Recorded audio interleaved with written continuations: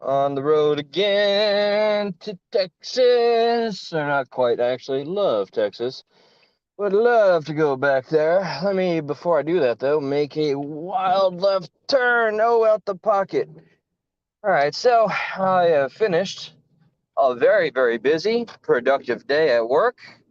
No shortage of physical labor. By God, I'm low key kind of glad that that's over.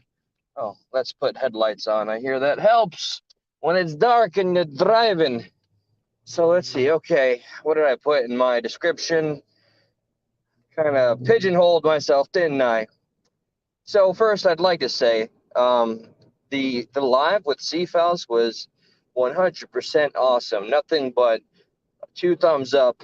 Very positive experience. So much so that I reached out to him and told him I would love to revisit doing such a thing once a week. Usually, I know that sounds to everybody like a very easy feat, but I know for myself personally, it will take a little extra oomph, and I will just have to, ensure. Hey, Joy, darling, good to see you and welcome. Let me see what she has said. Okay, no, you didn't ghost. What? Yeah, don't worry about any of that. We were just so happy to have you, and that's what it's all about. And there's always the rewatch crew, and however that goes, just the fact that you take the time, that's what makes me come back every time because I'm so humbled that people actually listen to what I have to say and have a connection with it. And I'm so thankful for that, and I'm never going to stop. It's always been far more powerful than any of the negativity, no matter how much it is has been tried. Hey, peaceful pug, what's up, my darling person? Good to see you. Oh, what am I? What am I? A freaking alphabet crew over here? I said person when I know you're a lady. Hello, my lady. I hope that's okay to say. You can either a pug or a lady, whatever the case. Okay, I digress. So I enjoyed the live stream very much, and I'm going to absolutely like I've officially announced it. I am going to try my best, and I hope that translates into doing one live at least once a week with Cfowls because it was just that awesome. Hell yeah, there's Cfowls right there, man of the hour. It just makes sense. I like that we focused on the topics that we did. It was great and cathartic to share. I had forgotten after all this time what it's like to have kind of like a teammate, a co-host, and that does it. When you say co anything, that doesn't mean like he's Robin and I'm Batman, even though I'm Batman and I'm the bigger fan, blah blah blah. But we're equals and we're two guys, that are happy to utilize a platform and I just think it's a perfect fit. I think our personalities mesh quite well and a little more experience, fine tuning, and I think we have ourselves a really fantastic show and plan. I think we almost have limitless ideas on when he and I collaborate, the things that we could come up with, independently, individually, and then bring them together, like my note taking, whatever, and then present it to him in a. This is kind of like the formula that Josh and I used for Stuck in the Middle, where he would do. Josh did a lot of the post show or pre show clips and ideas and topics, and I imagine that would be just absolutely amazing if we can do something pretty similar. And I know Cfowls enjoys doing bits and comedy, so do I. If we can actually come up with something that would translate well, since we're not in the same state, it'd have to be something that we can figure out. But I'm very happy with that. I do have some very serious thoughts about one of the topics that we were talking about. Brennan, hello, darling. I have no fears about saying your name. I do have a question to anybody that's a mod here. Please, well, no, I don't ask for forgiveness when it's not merited. There, it was somebody who's been a very avid and loud supporter of mine, who I adore, and I understand this individual may have had a rough history and or past. So I simply ask, and it doesn't need to be mentioned or explained publicly or anything. Voices Behind the Wall, uh, also known as Cher, is a very sweet human being and has been so kind off YouTube, on YouTube. So if anybody did happen to block her, please, I just beseech you, out of just general respect for the channel. Like I know I go places where maybe there's some beefs and I don't want to bring anything or any baggage over there and keep the message on point, but I'd ask that you please, just live and let live kind of a deal. If they're not trying to bring any like negative distraction trolling, let them vibe and chill. She is really like, as far as I know, and I'd like to think I know her well, a good soul. So some of the afterthoughts, though, I think it's a huge, huge challenge ahead of us. I'm proud that we have that petition that we're sharing. I'm proud of it. I don't care any edgy, cool ass channels, whatever, that'll say it's anti-free speech or whatever, because there is an interesting line that has been discussed and breached, like the Inquisitor. I actually started to remember the whole story, by the way, once you Cfowls, once you brought it to my attention. It was, yes, it was a underage girl, allegedly, okay, and this person who did the editing, yeah, she was underage. And when Inquisitor found out, he's like, oh, this is not cool. I'm sorry, I can't keep you.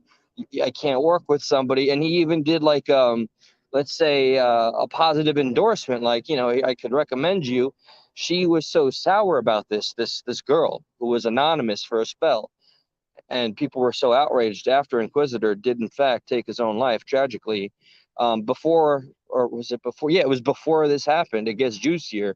She found somebody on the internet that was a little bit older, I think 18, to pretend to be her boyfriend and intimidate the crap out of poor Mr. Inquisitor. And he was freaking out because he thought there was this is a minor detail here. This individual, I don't know if they're pretending to be either a father figure or just an older boyfriend, but yes, it did go to personal threats of harming Inquisitor at his home. It got that deep. So this is where I do believe that there is a conversation that is absolutely necessary to have about how far these things go when false allegations become a norm. You know, uh, look, I have no qualms about saying some of the crap that Rachel implied were absolutely, dangerous slander. Thankfully, I don't know, thankfully nothing. Like, the shit she said is the complete opposite of the truth, but I guess because she just, decided to stop saying it, I I forgive it as much as I can. I'm not gonna pursue nothing or anything. I've got all the fucking receipts, and I don't like the whole receipt culture, but it becomes a very necessary thing. And I hate that it adds a paranoia to YouTubers and people that just want to vibe and chill and have a community. So yeah, anyway, how does the law on a state by state level even begin to look into, what to enforce? There needs to be legislation, I think, for any presidents to be given something federally might have to be discussed first. Now, I'm not the guy to talk to. I can only speculate. So I think we're on the right track, but I'd love to see what things look like when we start to gather our thoughts and have a better understanding, because some of the things done by one of the individuals that we all know very well are unforgivable. Unforgivable, crossed every line that is absolutely just set in stone. They've been crossed and the stones have been broken. Do not pass go. The things that I am aware of that have been done using people's names just to get more attention, just to spread more slander, and then revealing court documents that aren't even the right person. So you've inadvertently just doxed somebody else and put somebody else's poor life on display that has nothing to do with anything. Like, this is serious stuff, and like, who wants to have a natural, normal conversation with anybody that you see behaves like that? This individual tried to reach out to me as a paying member. I don't know why. I don't know why. I'm thankful for your saying you like the content, but you've I think I don't even need to say, anything that I have in mind. I think somewhere deep down inside there must be some awareness that you've burned a lot of bridges, and hey, I can empathize. And there's a lot of chaos where you go. I mean, take a look at just some of your own stuff. Miss, I try to omit your name, even though we all know, and it's quite silly, but I don't want other people to go looking for you. And hey, neighbor, what's up, brother? How you doing? Good to see you. Yeah, I just don't want to put traffic in your direction because I've seen how bad you can get, and I've seen you crying on a live stream. I don't want to add to that. So you're not going to listen, but I'll say it anyway. Please, find something else. That's as pointless of a suggestion as anything else I've ever done in my life. But I hope something somewhere clicks. Otherwise, I mean, let's see. Anything else? This was my car ride home. Bass Girl inspired me to double down on the car rides and stick with it, and I get to use my voice as loudly as I wish. Imagine there's going to be some comic book shorts. One day I'm going to do when I do a video about a comic book. It'll be either a review or something. I want to get an editor, which is scary given what we've been talking about. But yeah, no, all these things I've been talking about for a while. Or maybe I could just take pictures of some panels and slip them in behind me using some of the things that Cfowls was explaining about StreamYards or whatever the case. When there's a will, there's a way, there's a possibility. I want to make sure all the things I'm passionate about are somehow able to be leaked into this channel. And I'm very happy with the idea that Cfowls and I have about going back and forth between our channels. One week I go on his, one week he comes on mine, and we just continue. And we right now our thing and our passion is mental health because for one, it hits us so close to the soul. We're all going through it and we're all in this together. And I really, really am still inspired and fully appreciate the camaraderie that I saw, that I witnessed, that it even happened here. It's happening here. That's the humility, and it gives me a certain level of pride I just haven't had in things since I used to draw all the time and look at my work and be like, hell yeah, I'm a great artist. Now I see, hell yeah, I'm a part of a fantastic community, and I'm so grateful they come here. So okay, it's getting cheesy. Make sure you get the all the toasty toes for all the cheese that I'm putting out there. Um, I know I put a lot of things in that description. I have a lot of, like, I get nervous when I have gossip I want to go on about.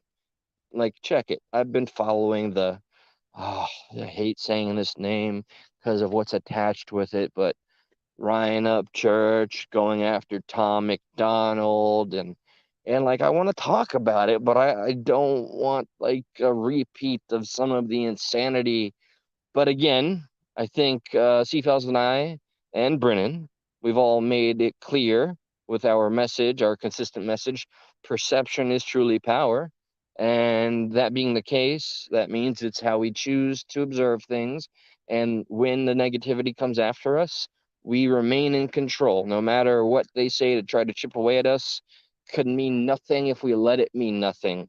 It's not easy to ignore, but it's absolutely one of the most wisest tools in our arsenal is to tune out of the negativity and hone in on that positivity.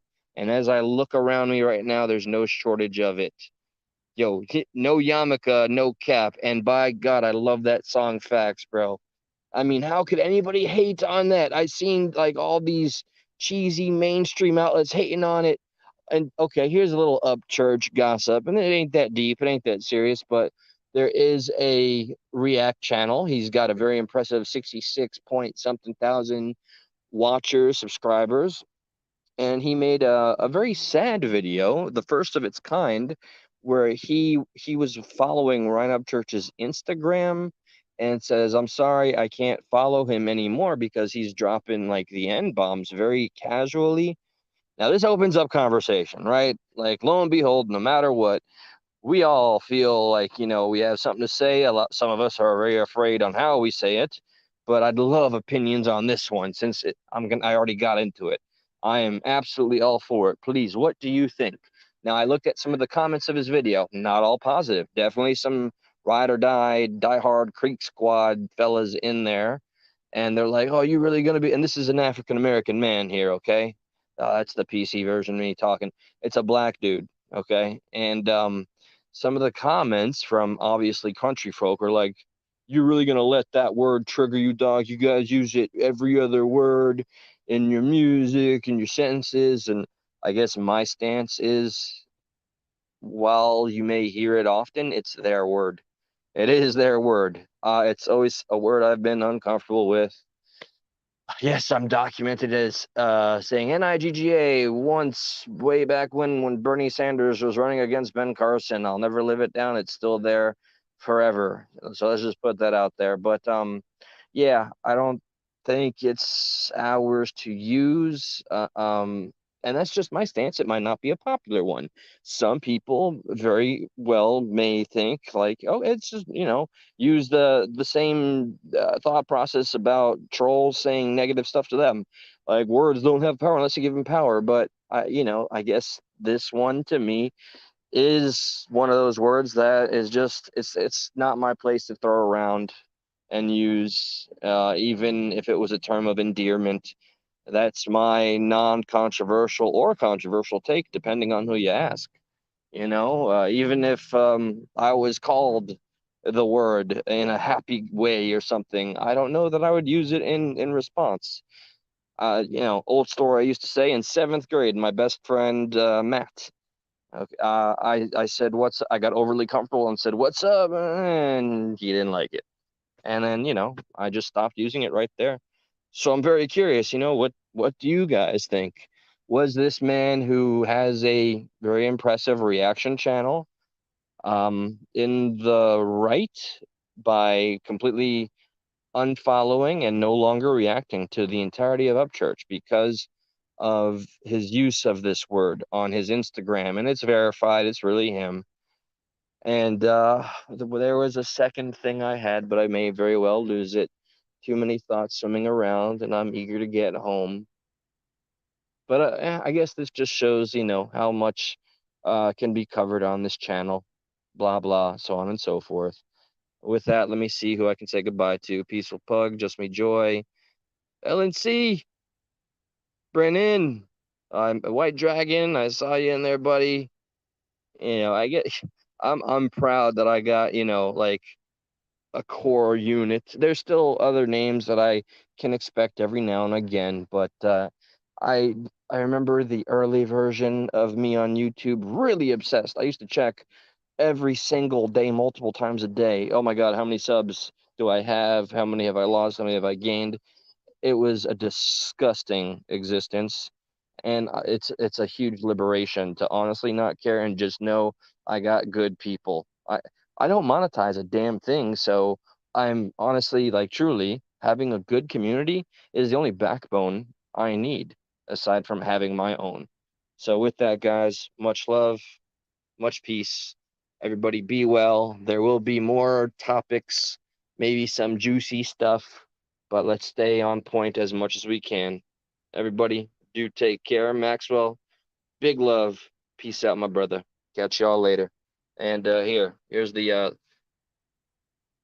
money shot right there. Oh, that was a terrible, terrible term to use. But hey, pop in the collar and it's green. Cha-ching ching. Peace.